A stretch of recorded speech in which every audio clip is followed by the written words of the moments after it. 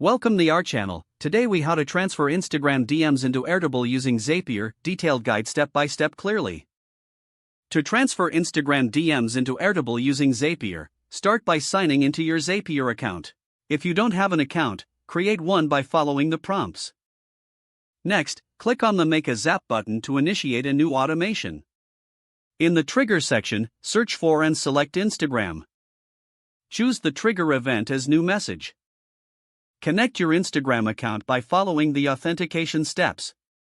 Zapier will guide you to select the specific Instagram account you. Once connected, test the trigger to ensure it's working properly. Next, move to the Action section and search for Airtable. Select Airtable as your action app. Choose the action event as Create Record.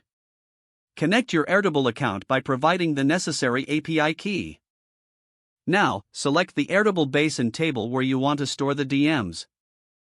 Map the fields in Airtable to the corresponding data from Instagram. For example, you can map the Instagram username to a field in Airtable designated for usernames. Continue mapping other relevant fields, such as message text and timestamp. After mapping all necessary fields, click on the Test and Continue button. Zapier will attempt to create a record in Airtable based on your setup. Check your Airtable base to ensure the data has been transferred correctly. If everything looks good, click on Turn on Zap to activate your automation. Now, your Instagram DMs will automatically be saved to Airtable every time a new message is received. You can revisit the Zapier dashboard anytime to modify or manage your zaps. This setup allows you to streamline your Instagram communication effectively. If the page does not load, refresh the browser or try again in a private or incognito window. Make sure you are using the correct email address, then retype it carefully to avoid small typos. If your password is not accepted, use the reset option and create a new strong password you can remember.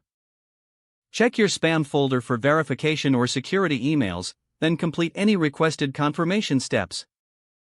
Enable two-factor authentication if available to improve account security and reduce unauthorized access risk.